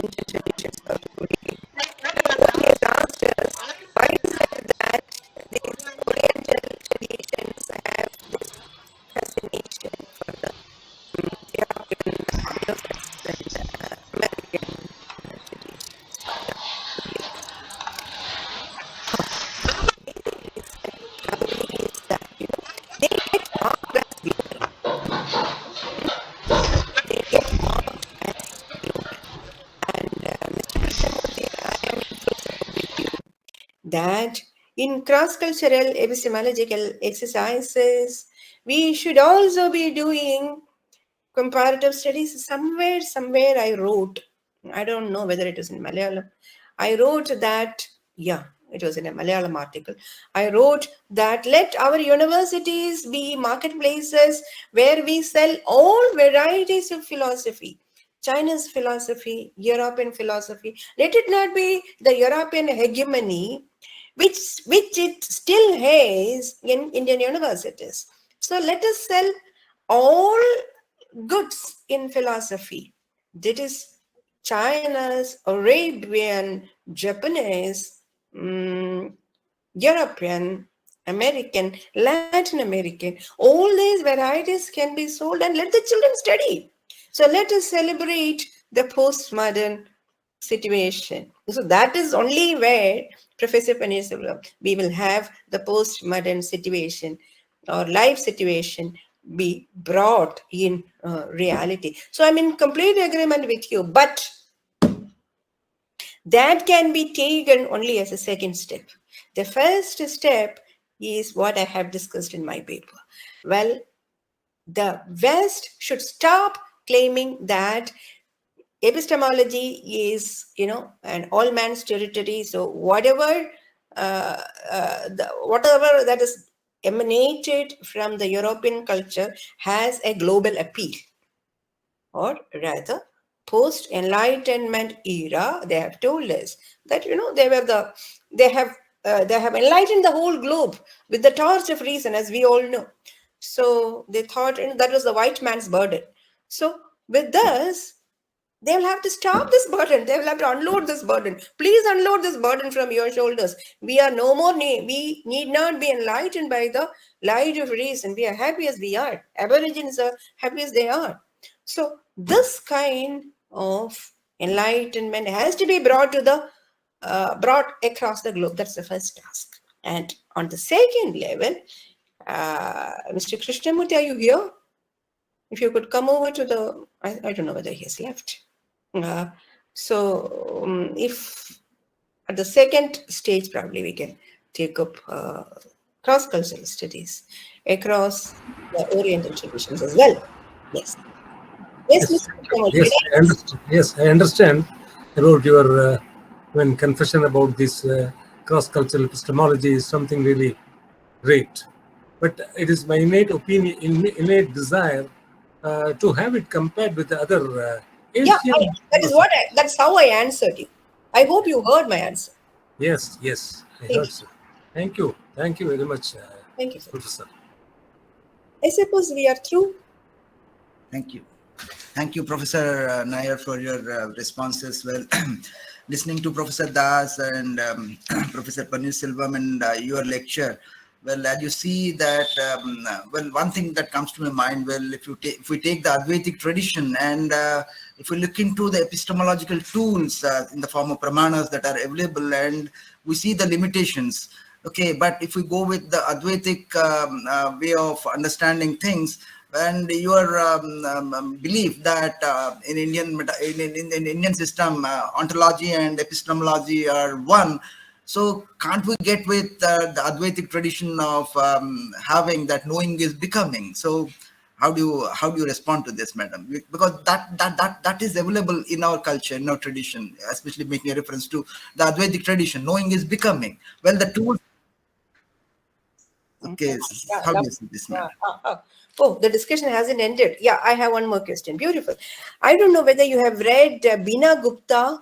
I think she wrote on Vedanta Sara, it's an English version, where she speaks beautifully about this merging, which you have spoke about, that Brahmaveda Brahmaiva Bhavati. This is the famous dictum available in Advaita Vedanta. Now she says it can have two readings. The first reading is that Brahmavideva Brahmo Bhavati. Only the one who knows Brahman becomes Brahman. Here, epistemology has a precedence. First, you'll have to know Brahman, then you'll have to be Brahman. Now, she argues that there is yet another reading possible. The one who has to one who becomes Brahman alone can know Brahman. So the point that the Advaita is trying is not the episteme that we are talking about. Even Plato spoke that I don't mean knowledge is not episteme. Knowledge, he says, is understanding. What is understanding for him? Understanding the real forms. Now, I'm not equating Plato with Shankara. Now, the point is that episteme, in the sense that Professor Das spoke about, is the lower level where you want to represent the real world. If you are subscribing to a type of ontology which is akin to the Advaita or Nagarjunian idealistic ontology, and if you are with Nyaya, well, there is nothing called a higher realm. What you experience, the real world, is the real reality. So, yes, episteme, if you are subscribing to that type of ontology, well, then you have this epistemology is only for the phenomenal world, for the lower level. And yes, you are absolutely right. Brahma videva brahmavo bhavade is a dictum where you can place precedence both to epistemology as well as metaphysics. As I have told you earlier, there is no distinction between these two exercises in the Indian context. They're identical. Yes, thank you for that. Thank you so much, madam. Well, I request anybody who has got to say something on the talk of Professor Nair. Is any other question? I'll address or else. Any other? Okay, I don't see any question. Well, I request now Professor Panir Selvam sir to summarize the entire entire thing, and No. we can No. end up. I'm not summarizing, but I would like to say something regarding what Professor Dash has said. He has very beautifully asked a question. Epistemology for what? This is a very, very important question. And of course, Professor Nair as well as Professor Narayan Rao has answered this in a very beautiful way. In fact, when Professor Narayan Rao said that to know Brahman is to become Brahman, is the best answer for that, I think. So epistemology can serve as a tool for understanding metaphysical reality. This is what I always presume. For example, in Advaita Siddhi, there is one example that is given. Somebody asks, which is the moon? The answer that is given is the most resplendent is the moon. Now, the most resplendent is not the definition for moon, but it shows the direction. That is the reason why we say, whereof one cannot speak, thereof one must be silent. This is what is said in Tractatus. So, in Indian tradition, it is very clear that the methodology which we adopt in epistemology is in order to understand the supreme reality, which is nothing but based on the metaphysical truth. This is the highest philosophy which we have in Indian tradition. So Indian tradition gives a new methodology or new direction for understanding reality, for which epistemology serves as a tool. This is my conviction always. And secondly, I feel that we don't have to bother for the Western uh, criticism or the Western methodological approach, because let them. They would say that they're all racist. They think that they alone can understand philosophical problems, which is not true, because they would say that philosophy is culturally bound.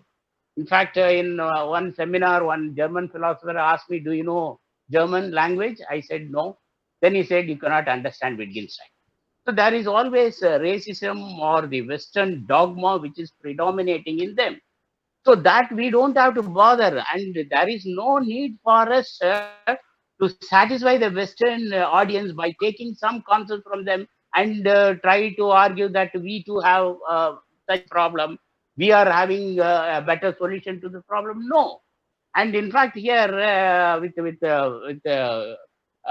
humility, I would like to say that a great philosopher like Radhakrishnan, if you read volume 1 and 2 of Indian philosophy, in every page you can see, he will quote Shankara, and then in the footnote he would say that Plato has similar concept. Why do we need the Western spectacles in order to understand our own philosophical discourse? So what I am against this sort of methodology which is practiced in India.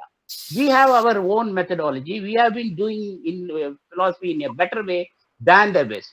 So there is no need for us to use the Western methodology or to show that we too have such concepts in Indian tradition, which I think it is a sort of, we always feel that there is, it is a fact that there is always a cultural subjugation. We are no doubt dominated by the West, but we don't have to, this is a high time for us to reject this dogmas or this concept principles, which is dominating us, and we have our own footing. And that is the reason why we, as we said in the beginning, that this is high time for us to go back to when we are celebrating the 75th Indian independence. It is go back, as philosophers, we have the responsibility to go back to read papers like K.C. Bhattacharya's Swaraj in Ideas, wherein he talks about how there is cultural assimilation which has been predominating in Indian philosophical tradition. Indian philosophy has its own footing and own methodology, and there is no need for us to depend on developing something like this methodology which is practiced in West. We have our own problems, we have our own philosophical understanding, and when you are ready to, in fact, here I would like to quote Mohanty. In one place he says that it is high time for the Westerners to read Indian philosophy, because all the time we are reading the Western thinking, but it is high time for us, for them to read Indian philosophy, which is very much needed. But when this is not happening, there is no point in depending on the Western tradition or quoting them fluently by saying that they have said like that, and we see some similar problem using the same technology or same methodology. We try to see, we search for some problems in Indian tradition. No, our methodologies are different, and I think that such approach would tell us the beauty of Indian philosophical tradition. It is very rich and it is very novel and very innovative.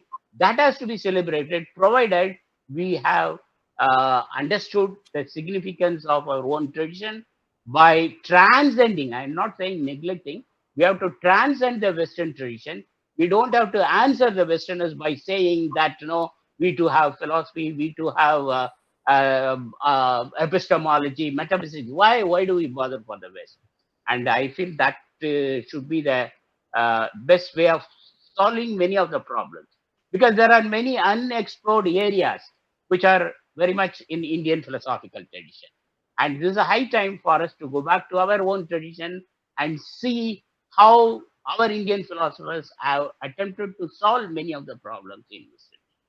So I think that is my conclusion, and I am very grateful to Professor Dash for giving a very beautiful arrangement for this seminar, and also I thank Professor SREEKALA for her excellent presentation, and also I thank Professor Narayan Rao. His concluding remarks is something is very interesting, and that is the best way of combining both epistemology and metaphysics. In fact, this is what I have been telling from the beginning, that metaphysical conclusions are to be supported by epistemology. That's what in Indian philosophy we are doing.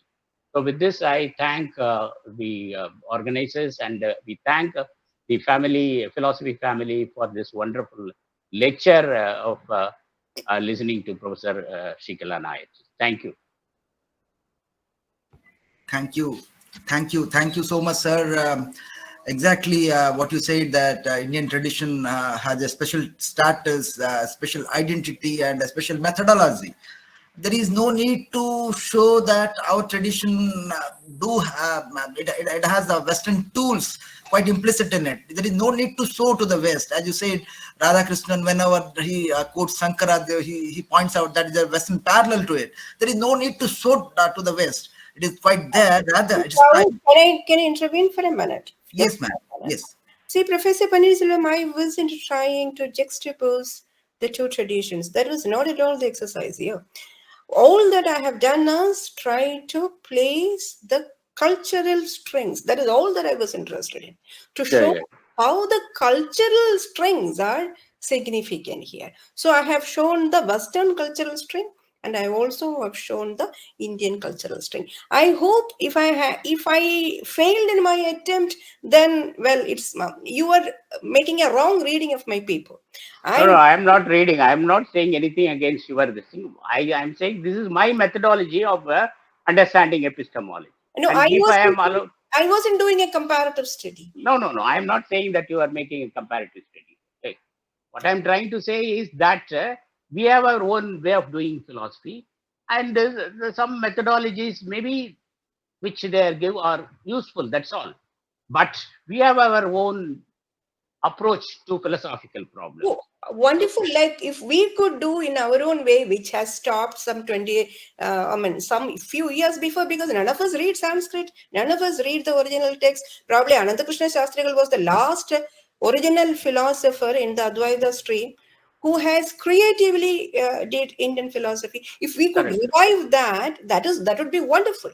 But then past 75 years or so, or more than 100 years, we have not been doing it.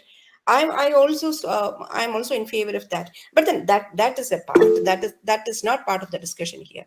In this paper, I'm pretty unhappy to hear that I was not read well. What I was trying to speak to you is the cultural strings attached to jnana, the cultural strings attached to prema, and the cross-cultural exercises, and the need for the West to listen to the rest of the traditions. And if you accept this, if you have any questions to this, you ask me. I presume that I'm clear in... if I'm wrong in this, you can ask me. But otherwise, I'm not trying to place Indian philosophy, get it validated by the Western. No, I was not doing that at all. No.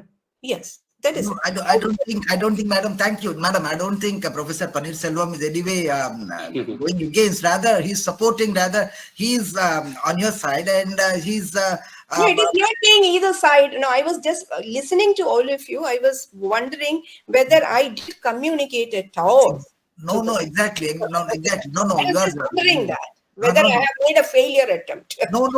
Very much, very enriching, and you have, because you have a lot of command of Sanskrit and you know Sanskrit and you touch the original. So it is a time that we should rather, we are not comparing to the West, rather we are trying to show to the West how rich is our tradition, and you have taken certain strands and you have left to the West to look into other areas where they have not come across, where things are not Indian. They should listen to all other traditions.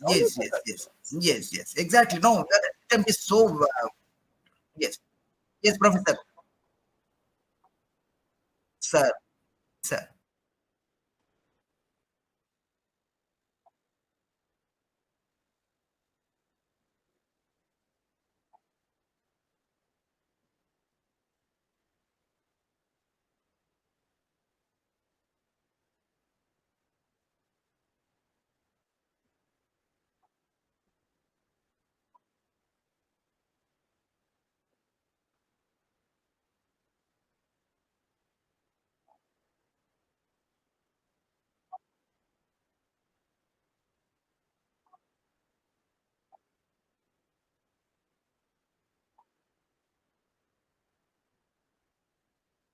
No. Professor Nair is not doing that. Actually, she's not doing that. Well, then why do you speak it? No, not doing that, sir. I think it is 9 o'clock and no, nothing, sir. Well, we should stop. No, madam is not. She has not talked that Shankaracharya is a religious philosopher. Well, we should take this discussion elsewhere because now it is 9 o'clock, sir. We should end up, and discussion will continue long. And I think Professor Nair has a different approach, and she wants to show actually the richness of our tradition, and she has come with very valid points on especially she made a valiant effort to show the fineness of our culture and the number of ununderstandable, non-understood things that we have in our tradition, our culture. And it is time that various other areas should be looked into deeply and carefully, and it is open for all, for both Indian and the Western, to look into our culture and tradition. So that's our attempt, and she's not making a comparison or something like that. She's just trying to explore the unexplored areas that we have in our tradition, our culture, and it's a good attempt. And I thank Professor Nair, and also thank Professor Panir Selvam for bringing in Professor SREEKALA Nair to Philosophy Family. It's a good exercise on her part, and it is really interesting to listen to her. And we wish some other talks from her in the family. And